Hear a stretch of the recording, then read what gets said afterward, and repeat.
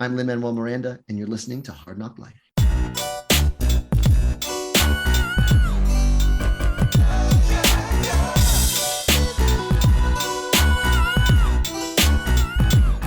Well, it's the NOC in full color, you see me? The Hard Knock Life, comics, movies, and TV, yeah. Hi, welcome to Hard Knock Life. I'm Dominic Ma. I'm Brittany Monet. Keith is off doing other stuff right now, so we're here today to talk mainly about the trailer for the new Miss Marvel series, which came out this week and is going to premiere in June on Disney Plus. And I thought before we get into it, I would talk a little bit about why I think it's one of the more highly anticipated of the new Marvel series to come out. I mean, there are a couple things. Like, for one thing, Miss Marvel, this character is a Pakistani American Muslim teenage girl, really, who becomes a superhero and lives in New Jersey. And there just aren't a whole lot of those. So she's very near to the hearts of many sectors of Marvel fandom. And also, I think, because she's a relatively recent character. I mean, she was just like invented in like 2014 or 15 or something. But of course, I mean, she ties into the legacy of all these older Marvel characters, which we'll get into. I mean, she has Marvel in the name, blah, blah, blah.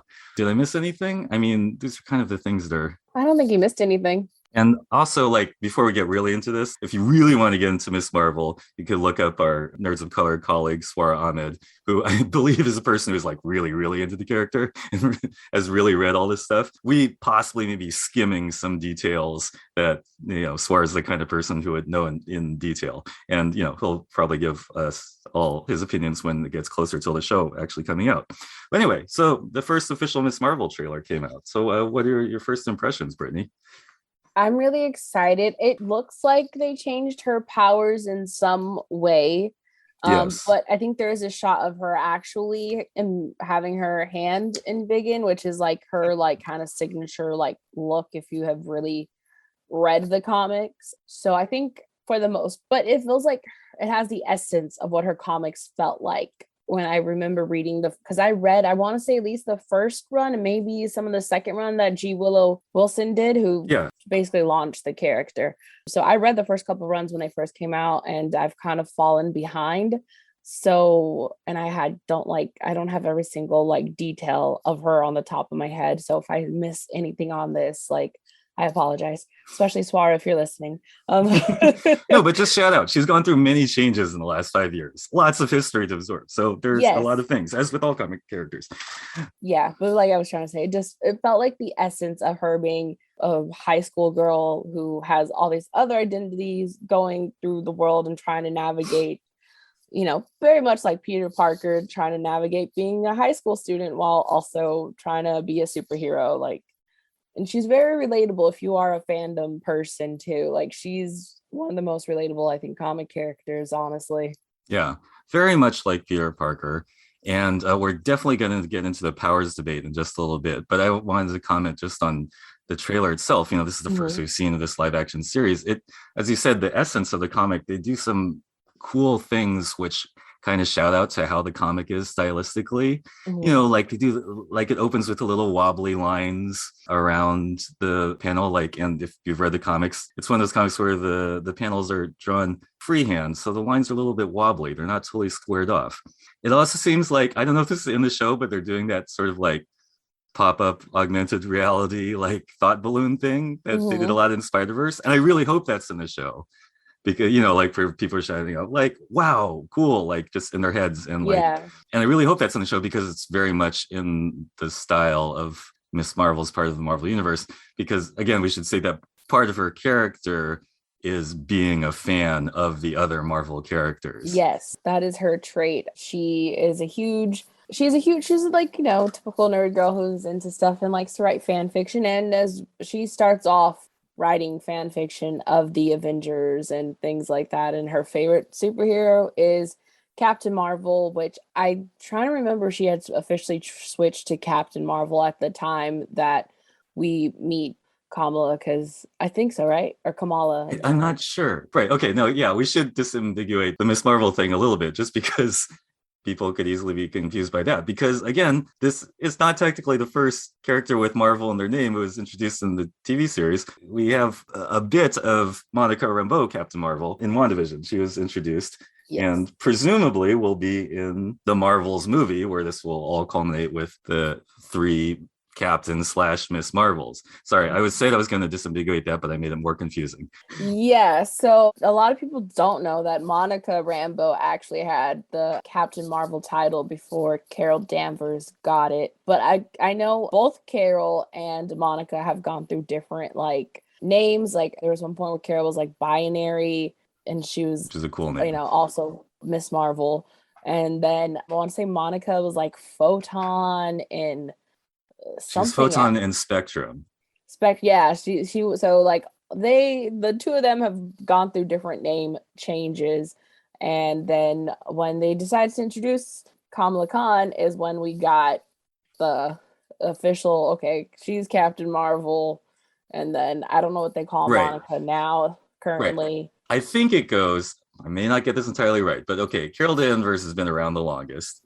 And she was the first Miss Marvel, and she was sort of associated with the Captain Marvel at the time, who was a guy. And eventually that dude, Captain Marvel, died of cancer in the comics.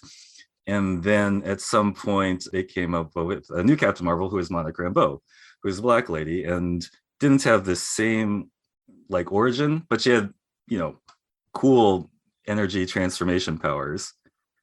And then at some point, Carol Danvers, after going through a bunch of different names, decides she's just going to be Captain Marvel at the time. And there's even a funny scene where, like, in the comics where Carol and Monica meet up and like sort of hash that out. And somewhere along this line, Miss Marvel is introduced, and she is a huge fangirl of Carol Danvers. Yeah. And models some of her costume and aesthetic on her. Well, it happens because of when she first gets her powers, because in the comics, she obviously stretches and can like make certain parts of her body bigger, which she usually does with her hands, which you see a lot in the comics. Is she ends up being able to also kind of like, is it morph into other people? Is that the right word?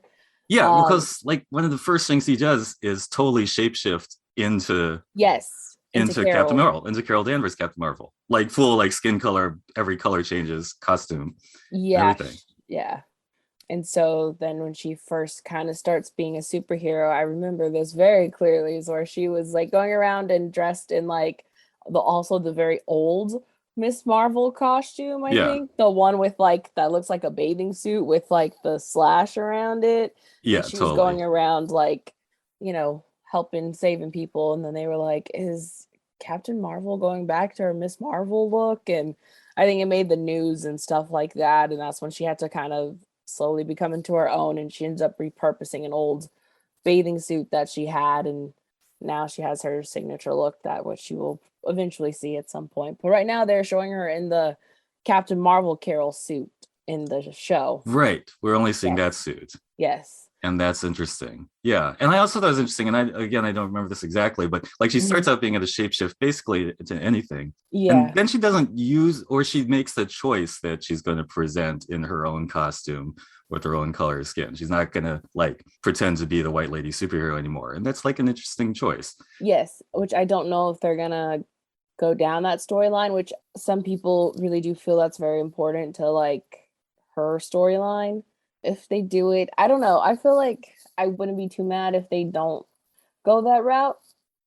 With her shifting into a white lady. I feel like I would be okay with like it not happening. Raises a lot of questions, right? Yeah. I mean, I feel like in the comics, I guess sometimes just you get worried about when they like adapt from comics to TV. Sometimes there is things that get lost, and I just hope that it doesn't get lost where like if they did it, it comes off as, you know, more weird and unfortunately kind of racist than they intended to. Because in the comics it works well, and that's what I'm worried about, that like storyline transferring well into live action, if that makes sense. No, absolutely. Yeah, because all sorts of things, you know, hit different in live action, we can say.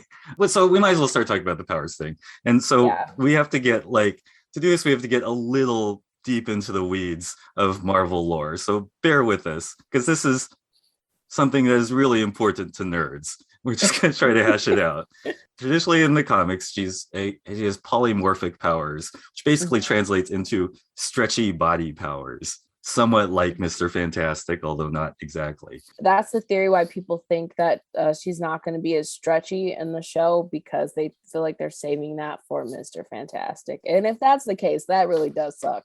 Yeah, that's really weird. That's interesting. We can't have two characters with stretchy powers. I thought maybe it was a question of whether they could get the stretchy powers to work well technically on a TV show budget. I don't know. Say what you want about that last Fantastic Four film. I thought they got the stretchy powers pretty good. So I don't think it's beyond their capability. Not a lot of people did. Like 3 people saw the last Fantastic Four movie, like less people than are in the Fantastic Four, but I was one of them.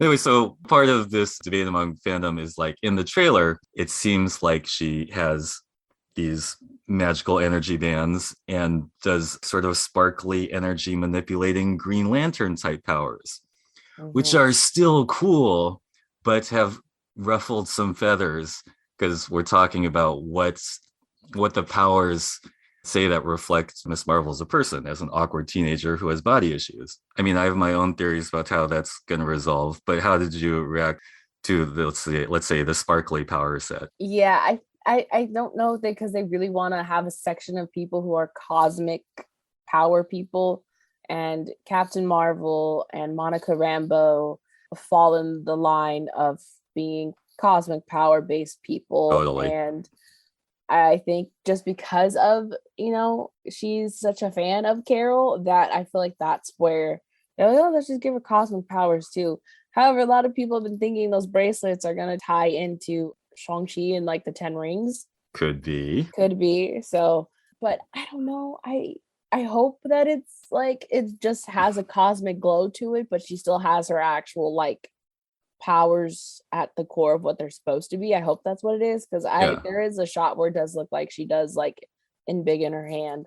So and again, sorry, just for context, like Captain Marvel, Carol Danvers, and Monica Rambeau both have what we would call sparkly energy powers, let's say. And somewhere back when they were conceiving this Miss Marvel, I think one of the writers or editors was sort of conscious saying, well, a lot of sort of, let's say, the young woman characters have sparkly, pretty energy powers. We're going to give her power that was really about her body and manipulating it and literally deforming it in different ways to get different effects. So there was some, that's why there's some pushback against, are we just going with the sparkly powers, not across the board, but Jubilee and Dazzler come to mind. Like, there are a lot of those. We get that. Yeah. And also it's worth mentioning that those bands thing call back to another Captain Marvel thing, which is when the old blonde dudes, Captain Marvel, used to be summoned by Rick Jones. I think he used these Kree bands, which are called mega bands or something. And he knocked them together and, original Captain Marvel was summoned. Sorry, I told you we're going to get really deep in the weeds there. So I don't know if Rick Jones or the mega bands have anything to do with this, but I'm just saying the bands are not coming out of nowhere. I mean, I have a little bit of a theory of something I hope will happen. And I really hope that they're just trying not to give away the whole deal. And in the middle of the series, she gets these bands somehow and starts to use the energy manipulating powers like Green Lantern. And like somewhere towards the end, like she internalizes the band's power somehow. And maybe the actual embiggening polymorphic body powers really come through at the end. And it's kind of, a big reveal, and also like her growth as a character.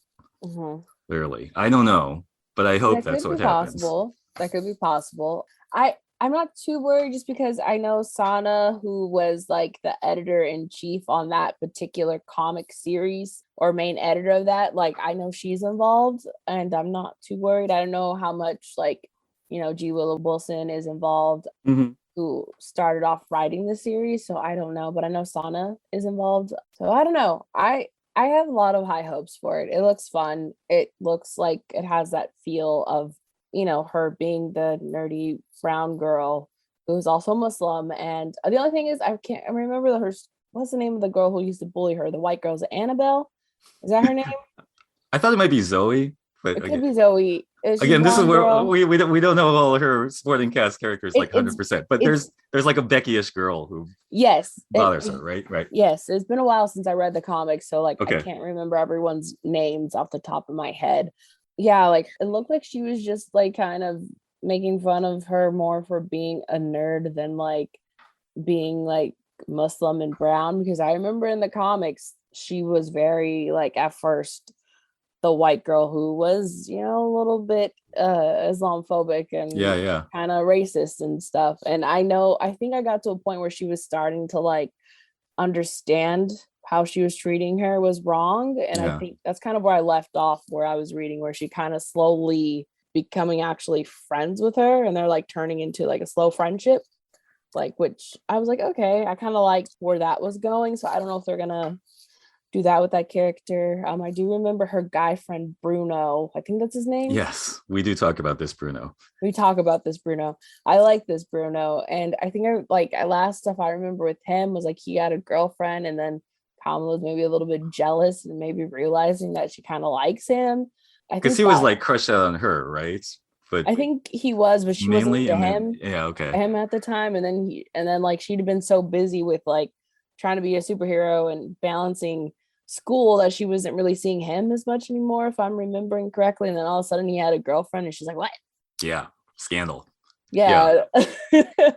That's kind of like the last of where I remember reading all of her stories. So there's some people who are like, oh girl, you're so behind. Yes, I am. That's all I No, remember. it's okay. A lot has happened. It's just like high school. It's just like a million things happening once. And again, that's why this is all like really great, rich fodder for a youth-oriented TV series, because they have all these high school freaking dramas. Yeah. I was going to mention another thing that's Marvel lore nerd related, which is in the comics, she gets her powers from the Terrigen Mists, which is something Yes. that's very Inhuman related. So there's another theory that, like, since Inhumans is one of the things Marvel's done, which did not go over so well, they're trying to like distance themselves from being accountable for any part of the Inhumans universe. Well, it did well on Agents of Shield. I think that's something that we Okay, should sure. be honest about. You're right. Agents of Shield handled it well when they had the separate show that Scott Buck, who ruined Iron Fist, and as I haven't got to where he becomes a showrunner of Dexter, because I'm watching Dexter. Yeah. I haven't got to where he becomes a showrunner yet, so I'll see how the show changes in between that. But we know that he ruined Iron Fist, and he did not do well with also the Inhumans. So I don't know. I hope that they give the Inhumans another chance. Yeah, it's But a interesting, lot of right? people are saying that they might just make them mutants Which is instead, easier, right? which is easier. Because Yes. we all do want to see the X-Men mutant stuff, and we didn't really follow all that Inhumans Terrigens. I feel like the Inhumans and also the Eternals and the Relator are still sort of like weirdly they're like the uncool kids at the Marvel prom. Like we know that them, but they're not quite accepted, and the Yeah. cinematic universe is not quite sure what to do with them, and they definitely don't necessarily want to get into reopening the Inhuman mythology with having to get the Terrigen Mist thing. I agree, but if they But- are bringing Quake, Daisy Johnson slash what was the actress name? Chloe Bennett, is that her Chloe name? Bennett? Oh yeah. If they're bringing her back, and if they're not making any changes to her character, they are gonna have to like follow the Inhuman storyline, because she is Inhuman. Sure. So spoilers if you haven't seen Agents of Shield. All 7 seasons of I that. know. Yeah. But I do think that there is a possibility that we will see someone from Agents of Shield return. I have a feeling that it's probably someone that people aren't as expecting. I mean, Quake had her followers, but you She think there'd does. be somebody else? But I think it's someone else just because of other characters that are popping up now Okay. in the MCU, which we're gonna talk about a little bit later.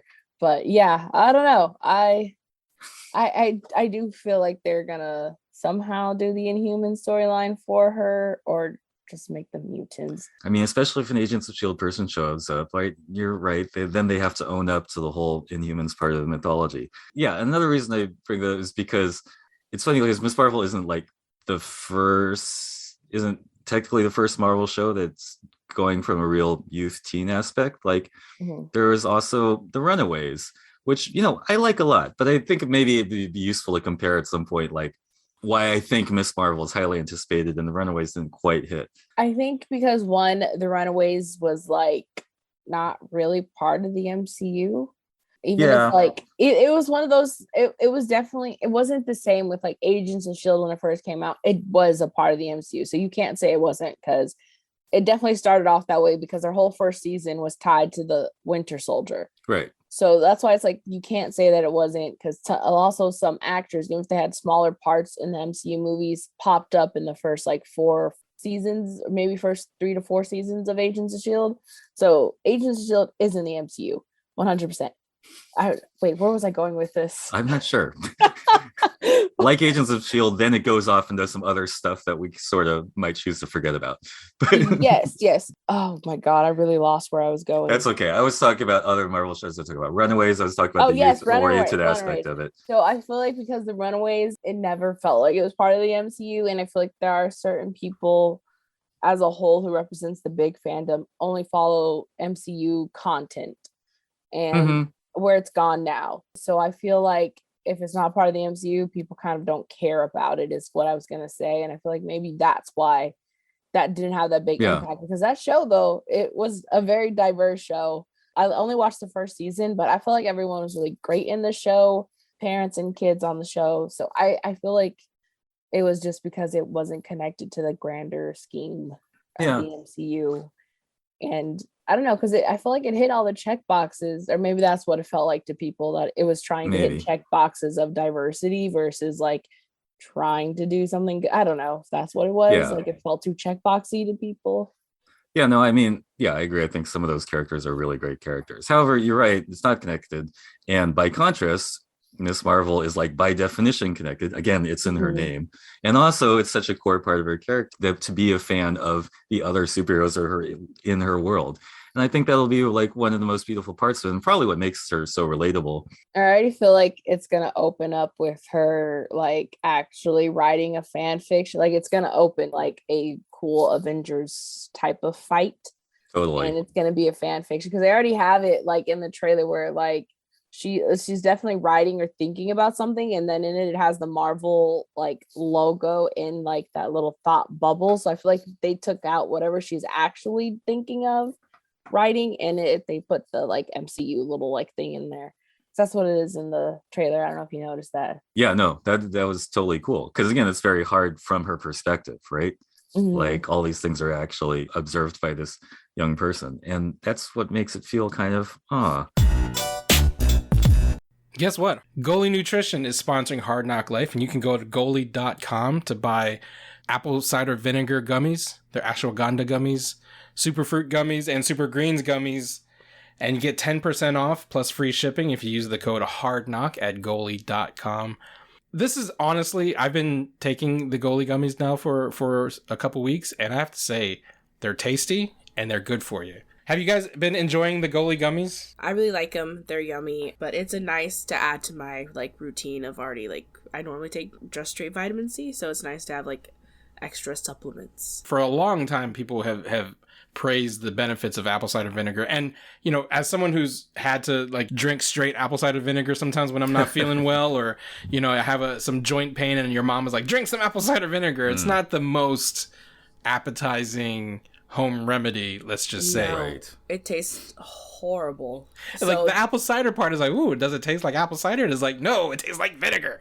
But ACV is very good for you. And the fact that Goalie has been able to put the ACV into these tasty little gummies made with pectin and fruit peels, which make them vegan, which is cool. So if you're vegan, you can still rock these gummies, because everyone knows gummies are usually made out of like gelatin and nasty shit. These are made out of complete non-GMO, gelatin-free, gluten-free, vegan ingredients, and you can get the benefits, all of the benefits of apple cider vinegar, taking these tasty, delicious, convenient gummies. So go to goalie.com and use the code HARDKNOCK, that's HARDNOC, just like the podcast you're listening to. Get 10% off your purchase of Goalie products and free shipping. It's a much better delivery device for that apple cider vinegar. Yeah. These Goalie gummies are great. You get it, and it's a delicious little candy. And I've been enjoying the Superfruits one. I did feel kind of refreshed after taking a few of those. Yeah, no, but I'm loving them so far, and they're definitely tasty. If you just want tasty gummies, at least just eat them for the yumminess. Yeah. So go to goalie.com, use the code HARDKNOCK, HARDNOC, get 10% off your purchase and free shipping at goalie.com with the code HARDKNOCK. I kind of want to talk about just any other personal experiences you've had with the character of Miss Marvel, or what she means to the universe. So I don't know how much I've talked about on this podcast because I always forget half the things I say. It happens. Like, I don't know, my dad converted to Islam when a little bit either right after I was born. I Is that did right? grow Okay. up going to like the mosque and things like that. So it was very nice to read a character who, as a teenager, is Muslim and did a lot of, so I felt a lot of her struggles and like certain things that she said or like did or had to do, and like just being around other, like people who are like Muslim and things like that. Like it really connected with me on a personal level with Yeah. that. I mean, I no longer like follow Mhm. Islam, not because of like there's something wrong with the religion or anything. I realized religion isn't for me. Okay. So you wouldn't consider yourself practicing Muslim at this point, but your dad was, or Yes, and it's technically he still is. Yes. okay. So it just with like reading the comics, it was just like it was like it felt like some of the like aunties and uncles and things that I met like going to the mosque, like it felt like them too reading them, so it was nice to me. It felt Yeah. very like warming and comforting, and this experience that I had growing up. And like we used to have to leave like school sometimes early on Fridays because we got to go to the mosque, but going to the Mhm. mosque on Fridays meant we got McDonald's after. So Nice. Totally.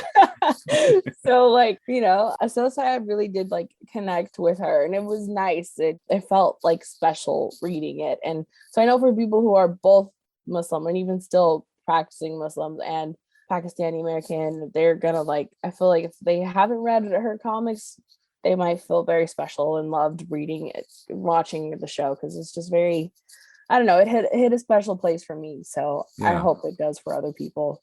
Yeah, because I mean, it's an important part of her character. There's a lot of there's prayer, and there's forgetting to do prayer, and what causes how that messes up your Yeah. day. I guess her older brother is more devout than her in the Yes, comics, and that yes. causes some other issues. And there's just a lot of great familiar language things. I think there's a lot of Urdu spoken and like some Arabic. I'm not quite sure about. Yeah, so it's very core to it, and it's not like ornamental. Like one of the things I think is great about Miss Farrell is that she does represent this totally underseen section of American population, but she's also such a fan of Marvel. Like it is like truly inclusive to to bring her in to be part of this family. I mean, as opposed to like some of the older Marvel superhero characters, like when they introduced a character who was like quote unquote different, their difference was kind of their thing. Like they had a character called the Arabian Knight, and his deal is just like being like an Arabian Knight, like Mhm. saw in the storybooks. And even like someone like Shang-Chi, we could say was came up in the time of he's sort of classified as like that Chinese guy and built on some Bruce Lee stereotypes. Of course that changed over time. I mean, there's another thing about Miss Marvel is that she really has a lot of similarities to Spider-Man's appeal, which Marvel does has a lot of characters where they try to get the Spider-Man thing, but for some reason with this Miss Marvel they really got it. Partially because she has the alliterative name and is really devoted to her family problems, even while she's splitting times being superhero, and is Mhm. awkward and is funny and has powers that are actually kind of weird, or at least they're in the comic. Yes, I do think that she is the next character to actually follow the Spider-Man high school teenage character trope very well. And it's also refreshing in a way just because, she is like having to navigate school while being, Pakistani and Muslim in a world that, as we know, post 9/11, and what that is like being a Muslim in post 9/11. So Yeah. I feel like it focuses it well because yes, she is being nerdy and dorky and all those things, but then she has all these other issues too, which I feel like works really well besides just being a teenager going, through Hmm. puberty and all of that. So I feel like that's why hers works very well and feels more natural, and she always feels special to me. That like that feeling that Peter Parker has. Yeah. And we should also mention that's kind of a special casting case, in which case this person playing Miss Marvel, Iman Vellani, I think is basically their first live action thing she's been in, maybe the first show she's been, and she is literally a kid, asked to fill the Yes. shoes of this very big character. I mean, not like Haley Steinfeld, young but an established movie star, like Mhm. been around the block. So yeah, I just wanted to take a second to appreciate there's pressure involved in that, Yeah. but also a bold move to cast someone who is ethnically just right for the role, age-wise just right, and looks just Mhm. right, and take a chance. So I think that's another very interesting thing to see about the Smith Marvel series. Yeah, I don't know. I just feel like it's I know there's people who have their reservations about it just because how much it means to them and them for it to, be everything that meets their expectations and everything. But I feel like I feel like it'll be fine. If, at least for me, I feel like it's going to be fine and it's going to be everything that I would hope for her and as a whole in live action. I feel like it's going to be the nice little palate cleanser after Moon Knight. So, Wait, are you already anticipating you'll need a palate cleanser after Moon Knight? Explain um, that. I just feel like Moon Knight. We've heard all the great reviews of it so far. I think Swara tweeted out his review too because he got to see the first four. I think everyone has seen the first four episodes, and there's only two left, right? Okay. Well, Huh. for the critics who have gotten to see it, I Yeah. think there's only like 6 episodes, or maybe 8, but they've seen at least the first good chunk of the show, and all the reviews have been very great. But yes, it seems like it is going to be darker, and everything that from what they put out, which I kind of saw coming, but I feel like the whole split personality thing is gonna be heavy. Okay. Yeah. So I feel like I'm gonna watch Possibly Kenobi, upsetting. Yeah. and I'm gonna watch Kenobi after that, because Kenobi's the next show after Moon Knight, I think. Right. And I feel like Kenobi is gonna be fun, but emotionally damaging. I already know it. I already know I'm gonna be an emotional wreck. No, this is So- very perceptive. You can tell from the trailers what the emotional vibe is going to be sometimes. So for both of them, I feel like they're going to be great. Both Kenobi and Moon Knight are going to be great and heavy hitting and very emotionally damaging probably for me for a little bit. And then I'm going to have Miss Marvel, which is going to be nice and lighter and, my little happy spot. So I'm looking forward to it. Oh, that's a great way of looking at it, Brittany. It's like it's its own little trilogy in the upcoming months of Disney Plus shows. Yes, like it's going to be the Moon nice. Knight probably fucked up. Yeah. Kenobi probably fucked up in the Star Wars kind of way. But Miss Marvel, yeah, let's go to the prom. It's funny, we're talking about this series that's coming out on June 8th. And yeah, we were skipping over talking about the Moon Knight, which is coming out much sooner. Yeah, but we'll be talking about Moon Knight in depth in the next few weeks. We will be. We will be shortly. But yes, I mean, it is noteworthy. Moon Knight's been around a little bit longer. Mm-hmm. And to be fair, less people give a fuck about Moon Knight than they do Miss Marvel. I feel like people will because it's Oscar Isaac. First of all, I feel like almost everyone loves Oscar Isaac. So I feel like the show is going to be fine and do well. But yes, I feel like Miss Marvel is just I feel like for most people, she feels like, either their baby or their kid sister or something. Mhm. So I feel like there's this protective of her and just wanting to see her shine and see other people get to discover her and witness how cool and awesome and great she is. And it's just we can't wait for everyone to discover her. I feel like it's that feeling of Yeah. knowing how great someone is and you're just oh, I can't wait for you to meet them. Yeah, totally. Yeah. And it is something like that feeling when the representation just opens minds a little bit. Yes. Potentially. We hopefully, yes. I Yeah. hope that aspect of the show is handled very well. I feel like it will just because of who the showrunners and everything who is involved with it. So I don't know. I'm looking forward to that. Okay. Well, before we wrap up, anything else you're specifically looking forward to the show happening or not happening? Because there's still a lot of questions. Ooh, I feel like I'm just really excited to see her journey in live action and where they take it. I know everything's not going to be 100% perfect, but I feel like, it's going to be fun and it's going to be worth it. And I don't know, maybe we will see Carol show up because I kind of want to see Carol show up, but at the same time, I think I'd be okay if she doesn't. I kind of think some other Marvel named person will show up. I don't know about if it's going to be Carol Danvers, but it'd be fine if it would be Monica Rambeau too. It could be, yes. Because again, there's a timeline thing because with some Captain Marvel's in that Doctor Strange movie, right? Which is coming out in May. Yes, And- which is a month before that. which is uh, a yes. month before Miss Marvel comes out, right? And we're not sure if it's Monica or Carol, but she does have, again, sparkly energy powers. That seems to be still Mhm. happening. I'm a pretty big fan of Monica Rambeau's like comics powers because they're just like so overpowered, and she can just turn into any energy form and just lays anyone she wants. And I don't know if we'll see if that happens in her live action version, but I'm looking forward to that.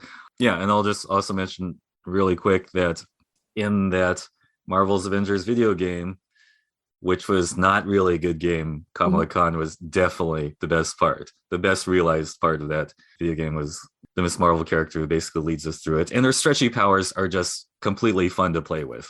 Like the big feet stomping on people and sweeping around in windmills. It's just great. So cool.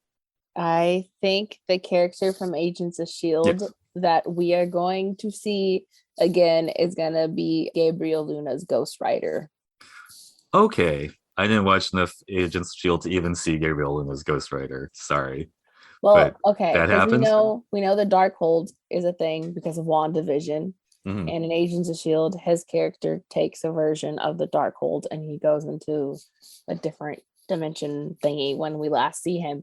However, they're also probably building up towards Midnight Suns because you got Blade Yeah. and then you got Moon Knight.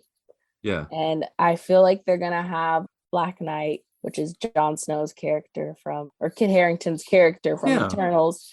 So I feel like that's- they're building up towards Midnight Suns, and a Ghost Rider is part of that. And I feel like Has to be. everyone loves Gabriel Luna's Ghost Rider. Okay. Which he is Robbie Reyes and not Johnny Blaze.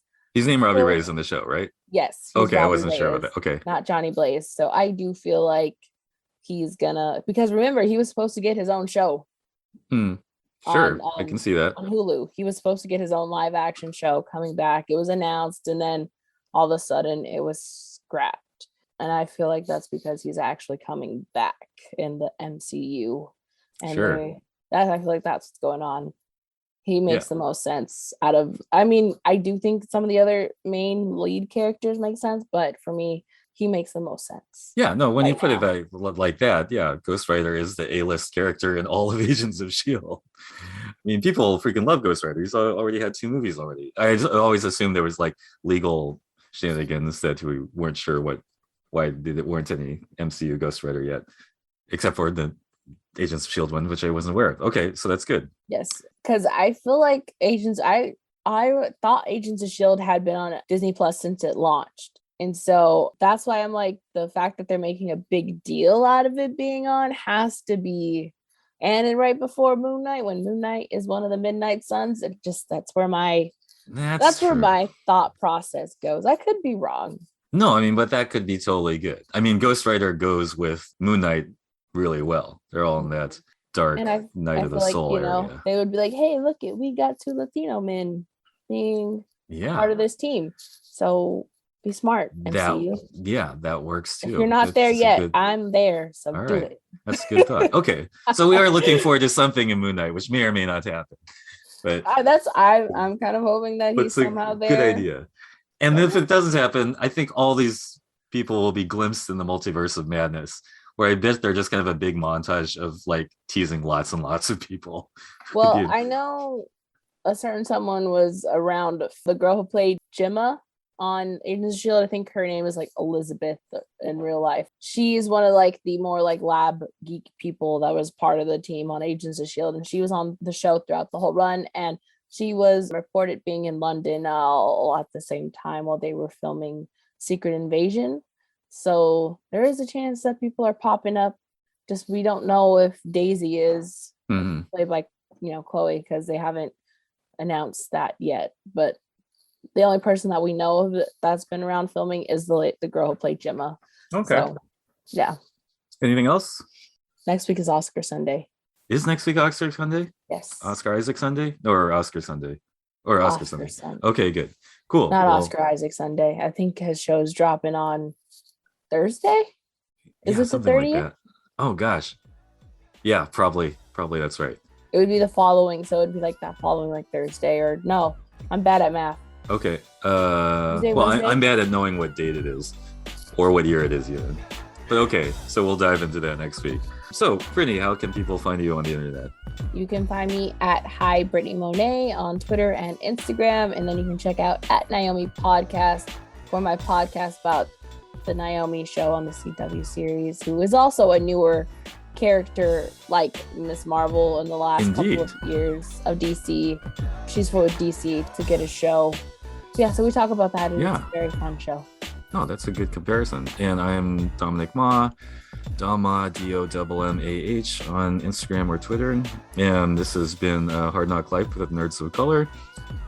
Check us out at thenerdsofcolor.org for our blog writings. We also have a YouTube channel and various podcasts. And that's all the spiel of that I'm going to do for right now. So until next time.